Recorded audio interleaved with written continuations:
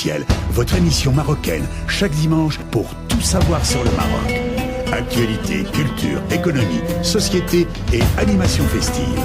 Avec Abdelatif, Arc-en-Ciel au cœur du Maroc. Bonjour à toutes et bonjour à tous et bienvenue dans l'émission Arc-en-Ciel sur Radio Pluriel. Mesdames et messieurs, retour à l'antenne et comme ça a été annoncé, nous sommes heureux d'être en ligne avec monsieur Hassan Aourid.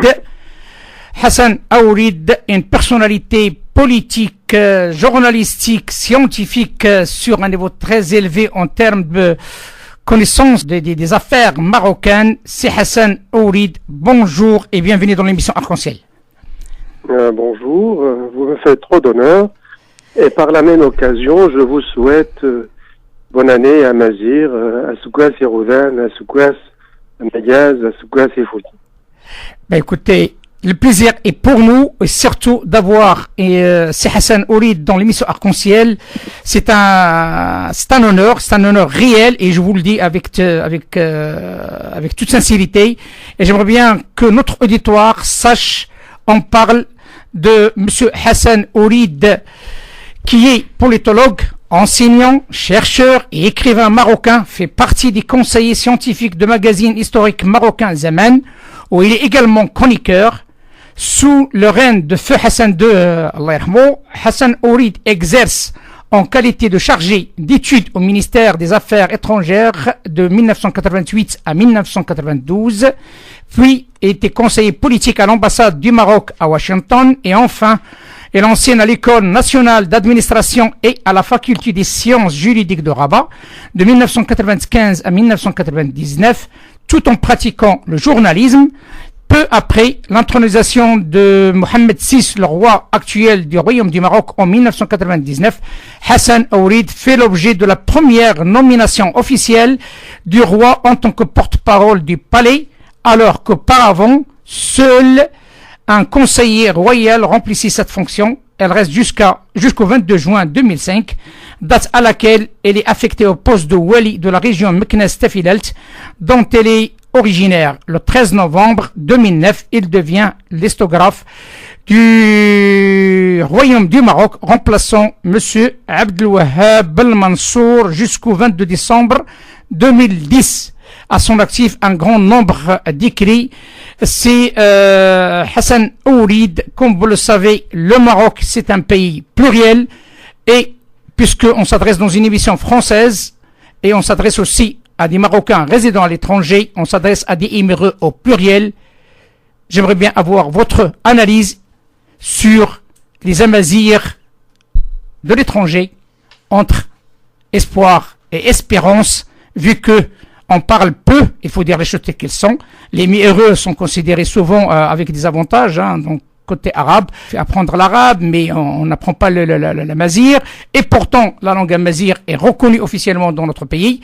Comment vous voyez cet temps perdu pour les Amazirs puissent avoir leur chance autant que les Arabes sur un volet émireux?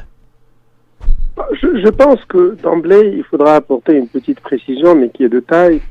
Je préfère le terme amazirophone, c'est-à-dire ceux qui parlent amazir. Car sur le plan ethnique, la quasi-majorité des habitants de l'Afrique du Nord sont amazirs. La plupart ont été arabisés. Donc c'est pour ça que quelque part, l'indicateur ou, disons, le marqueur finalement serait plutôt la langue que l'ethnie. À telle enseigne que par exemple, nous savons pas des statistiques, mais des estimations qui ont été faites par les autorités françaises suite à l'occupation de l'Algérie en 1830, que plus de 60% de ceux qui habitaient l'Algérie parlaient l'amazir, parlaient de l'amazir. En 1912, selon les estimations faites par les autorités coloniales, 80% des habitants du Maroc parlaient l'amazir. Donc ça, c'est dire que quelque part, nous sommes en train de parler d'un espace qui est plutôt amazir.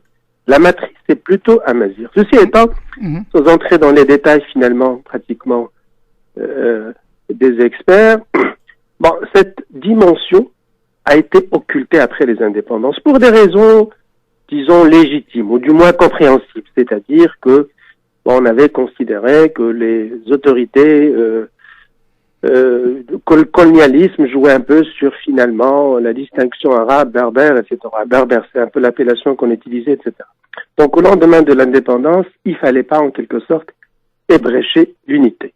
Et donc quelque part, cette dimension a été occultée. Elle a été occultée, quand on dit occultée, c'est-à-dire au détriment de ceux qui la portaient. À telle enseigne qu'il ne faisait pas bon de parler la mazir, qu'il ne faisait pas bon de défendre cette dimension. Et c'était aussi valable pour le Maroc que pour l'Algérie. Les choses ont commencé, bon, il y a une date cruciale, sans finalement, puisque je m'adresse bien sûr aux amazirophones, donc ici et là, et surtout ceux qui sont donc en Europe, il y a une date charnière, c'est ce qu'on appelle le printemps amazir. Suite à ce qui s'est passé à Tizi Ouzou en avril 1980. Le grand intellectuel Mahamri devait faire une conférence. Il a été interdit par le wali de Tizi Ouzou et ça a été suffisant donc pour déclencher pratiquement des émeutes. C'est un tournant non seulement en Algérie, mais dans toute l'Afrique du Nord parce qu'il a eu un impact sur le Maroc. Bon, ceci étant, les autorités avaient du mal pratiquement à secouer un certain nombre d'a priori. Mais les changements ont commencé suite à la chute du mur de Berlin. Bon, timidement, aussi bien au Maroc qu'en Algérie. Ceci étant, l'avènement de deux chefs d'État, aussi bien au Maroc qu'en Algérie, c'est-à-dire l'élection du président Bouteflika en avril 1999 et l'intronisation du roi Mohammed VI en juillet, donc suite à la mort du feu Hassan II, le 23 juillet 99, avait apporté des espoirs. Bon, je ne veux pas parler finalement des politiques de l'Algérie, parce que j'ai porté quand même une responsabilité officielle, et je ne voudrais pas que ce soit interprété comme étant une immixtion dans les affaires de l'Algérie, même si je ne porte plus de responsabilité. Mais ce qu'il faudra retenir, c'est que l'Algérie était en but à ce qu'on appelle le printemps noir, où pratiquement ceux qui appelaient à la reconnaissance de l'identité amazigh étaient brimés. Il y a eu même des morts qui ont été déclenchés suite finalement à des tirs contre un activiste, Massini Sagrma. C'était suffisant pour les autorités marocaines de tirer les conclusions. Là, sans rentrer dans les détails, il y a quand même un tournant. La reconnaissance par l'Algérie de l'année amazigh comme étant une fête nationale et chômée et payée est incontestablement un tournant. Voilà. Je termine par dire, puisque nous parlons de la diaspora, il me semble, sans avoir les chiffres, que pratiquement le gros de la diaspora, aussi bien donc au Maroc, de la diaspora marocaine qu'algérienne dans toute l'Europe, est amazirophone. Et donc, quelque part, ils sont très sensibles, et je suis heureux de constater que, par exemple, à la mairie de Paris, on a célébré l'année amazigh. Justement, là, donc il y a même une vidéo, si je souhaite, si vous l'acceptez bien, je peux vous la faire écouter, l'intervention. Je l'ai écouté. Voilà. Non, je l'ai écouté. Non, je suis au fait de ces choses-ci. C'est très intéressant ce qui a été dit, hein, quand même, il faut dire les choses telles que sont. Non, mais je suis au fait de ces choses-ci. C'est mon pain béni, donc. Bien sûr. Sans aucun doute. Donc, ma question qui a été posée au départ, si vous le permettez, c'est Hassan Ourid, on parle des émireux, on parle de ces Marocains résidant à l'étranger, on voit, il y a beaucoup d'atouts pour les émireux arabes, mais il faut dire juste quels sont. J'ai eu pas mal de coups de fil, d'échanges avec des amazirs, sont un petit peu marginalisés. Comment vous voyez-vous cette trajectoire qui est quelque part récupérable si on veut mettre un petit peu la main dans la pâte, soit auprès de CCME, soit auprès du ministère, soit auprès de la fondation, de mettre en exerce et de continuer cet attachement entre les enfants des émireux avec leur culture amazigh qui fait partie intégrante de la culture marocaine? Je crois que c'est une question très pertinente. Il serait malvenu de ma part de dire ce qu'il faudra faire, parce que, je ne vis pas en Europe, je ne connais pas intimement les problèmes des ressortissants marocains, qu'ils soient amazirophones ou arabophones. Mais ceci étant, c'est quand même une dimension fondamentale et fondatrice, et il faudra la perpétuer. Nous avons du moins à un moment, j'avais travaillé avec des Hollandais et j'avais assisté donc à des rencontres avec pratiquement des experts qui dispensent un enseignement de tarifit, donc qui est une variable de Tamazir. Je sais que quelque part, on a commencé quand même à enseigner la mazir. Comment le faire, etc. Il y a une responsabilité incontestablement qui relève des parents. Mais ce n'est pas suffisant. Ce n'est pas suffisant et je pense qu'il est, comme vous le dites, impératif qu'il y ait, à mon sens, une coordination entre les pays d'accueil, dans le cas d'espèce la France, et comment dirais-je, des instances officielles au Maroc et peut-être aussi en Algérie, pour voir comment finalement enseigner la mazir. Je parle du Maroc parce que je suis marocain, je parle de l'Algérie aussi parce que quelque part, il y a une très forte donc communauté amazirophone disons très engagée. Donc je pense que quelque part, il faut, à mon humble avis, comme c'est le cas un peu pour l'enseignement de la langue arabe, qu'il y ait une coordination pour l'enseignement de la mazir. Et qui sait que peut-être l'expérience française pourra être finalement un phare pour un peu pratiquement dépasser les divergences ici et là. Elle pourrait être un creuset. Bien sûr. Donc je pense qu'il est fondamental de songer finalement à jeter les bases d'une action de coopération entre les autorités françaises et celles des pays amazirophones pour l'enseignement de la mazir. Le Maroc est connu par sa pluralité et cette pluralité fait sa force. Et comme on a pu le constater à travers l'histoire du Maroc, le Maroc a été toujours défendu au sud comme au nord, mais surtout au sud par rapport au Sahara marocain, par ces Amazirs, à qui on ne donne pas énormément de reconnaissance, de valeur par rapport à ces gens et par rapport à leur engagement de défendre la cause nationale, et notamment le Sahara marocain.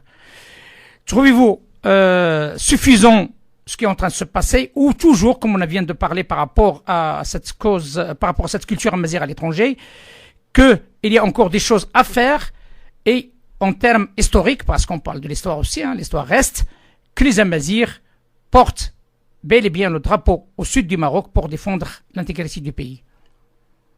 Je pense que vous posez une question très pertinente. Dans la mesure où être amazir n'est pas le fait seulement de parler l'amazigh. C'est certainement un indicateur. Je pense que l'indicateur ou l'identifiant le plus important, c'est l'attachement au sol, c'est-à-dire aux racines. Et c'est pour ça qu'il est dit donc dans ce jeu de mots. Donc il faut un peu maîtriser l'amazigh pour un peu le saisir. L'amazigh, c'est amazigh. L'amazigh, la langue, c'est la terre. Donc quelque part, donc il y a en quelque sorte une imbrication entre langue et identité et devenir. Et donc la défense de la langue, c'est en quelque sorte la défense de l'identité. Et je pense que vous faites très bien. Ceci étant, vous avez parlé de pluralité. La pluralité est certainement une richesse. Si on trouve finalement pratiquement les valeurs qui doivent fédérer cette communauté. Autrement dit, une diversité pourrait aussi être problématique. S'il n'y a pas finalement, comment dirais-je, des valeurs qui fédèrent un peu la communauté. Car ce qui fédère finalement un peuple, c'est plus les valeurs. Et une identité, une pluralité pourrait être source de problèmes s'il n'y a pas finalement un ciment donc qui fédère toutes ces composantes. Donc il est impératif, et je parle du Maroc parce que j'ai légitimité de parler au nom du Maroc, enfin de parler du Maroc plus exactement, il faudra redéfinir ce que c'est qu'être marocain. Exact. Voilà, je pense qu'il est fondamentalement, et dans ce cas-là, la pluralité serait source de richesse. Si on ne redéfinit pas la marocanité, cette pluralité risque d'être problématique. Voilà. Justement, parce que la question qui se pose, c'est que, surtout ici en Europe, surtout à l'étranger, on constate cette divergence. On constate à travers des uns et des autres, il y a des gens qui s'opposent complètement et qui sortent du cadre de constante, j'ose dire, donc qu'on soit clair. En passant par ce passage-là, que vous venez de le citer, Et il y a urgence. Il y a urgence de redéfinir qu'est-ce que c'est d'être marocain. Parce que on entend même récemment, là, comme vous l'avez bien dit, vous suivez un petit peu l'actualité. Nous aussi, on suit un petit peu l'actualité avec cette histoire des Juifs marocains et cette tentative d'un parti politique, je cite pas de nom, pour enlever la nationalité à tout Juif qui s'installe dans les colonies israélites. Donc, quelque part, il y a un réel conflit de pluralité qui a besoin d'une mise à jour, quelque part. Je pense que vous avez raison. Je rappelle un peu ce qui se disait il y a de ça une génération. Fouad Al-Fassi, grand nationaliste, définissait la marocanité par le fait d'être musulman et parler l'arabe. Il est difficile de nos jours de définir la marocanité par ces deux éléments, parce que tout simplement, il y a des Marocains qui ne sont pas arabes et qui ne parlent pas arabe. J'en ai rencontré. Certains sont un peu dans la diaspora, donc qui parlent peut-être le hollandais, le français et la mazir. Est-ce qu'on va finalement les empêcher ou leur interdire donc pratiquement d'être marocains? Et est-ce que nous savons qu'il y a des juifs, ou plutôt, moi je n'aime pas beaucoup cette expression juif marocain, c'est des Marocains juifs. C'est la marocanité qui prime. Bien sûr. Et donc, est-ce qu'ils seront finalement pratiquement exclus ou marginalisés? Et vous faites bien de rappeler un peu donc cette manœuvre politicienne d'un parti et donc qui porte préjudice non seulement au parti mais au Maroc. Car en fin de compte, comment ose-t-on remettre en cause la marocanité de Marocains, qu'ils soient juifs ou autres? Et donc c'est pour ça que je vous dis pratiquement il est impératif de redéfinir la marocanité. Nous savons, il faut pas s'en cacher. Il y a aussi ceux qui se sont convertis au christianisme. Est-ce qu'on va les empêcher finalement d'être marocains? Nous savons qu'il y a des baïs, nous savons qu'il y a aussi des chiites, nous savons aussi qu'il y a des agnostiques. Donc c'est pour ça qu'il est impératif de redéfinir la marocanité. On pourra peut-être nous rétorquer que ce sont des minorités. Mais la démocratie se juge à l'aune du respect qu'on confère aux minorités. Bien sûr.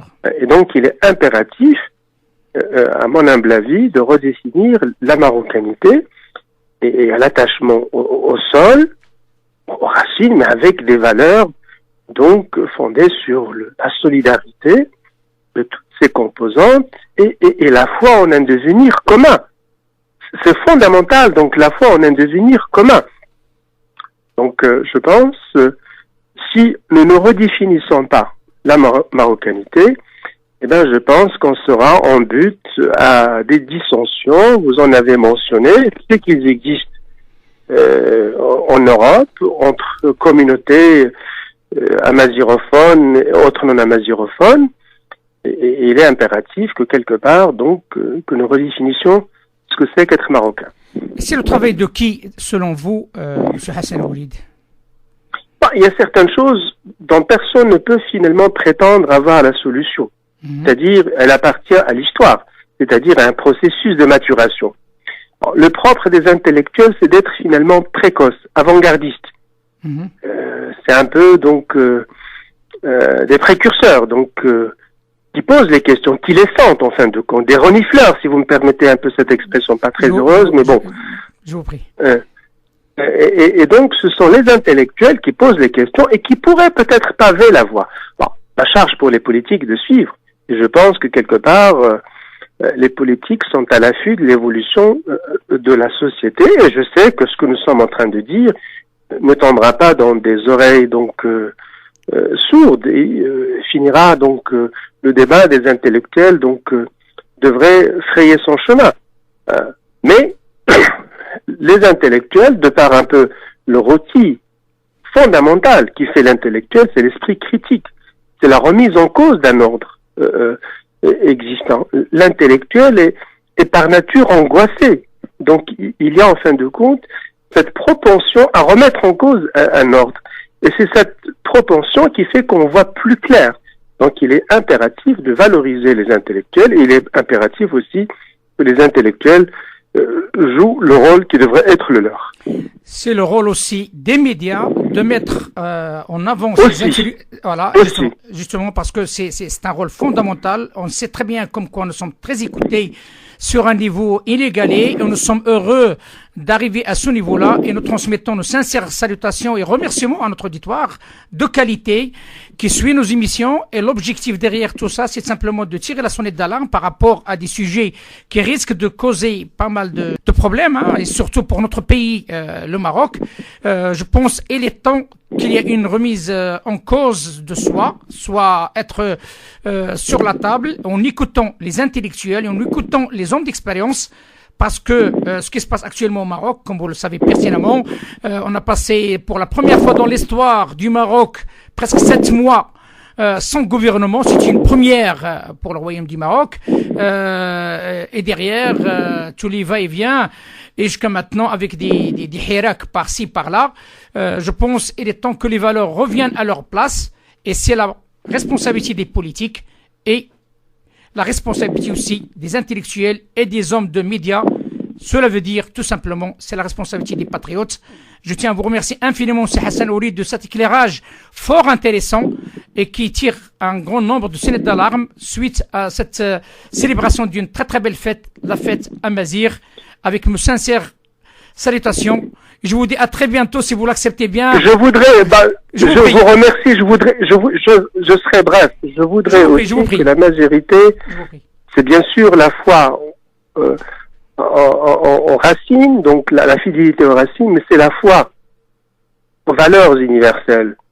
Et j'aime beaucoup finalement citer une phrase de Jaurès qui disait comme quoi la rivière demeure fidèle à la source en se déversant sur l'océan.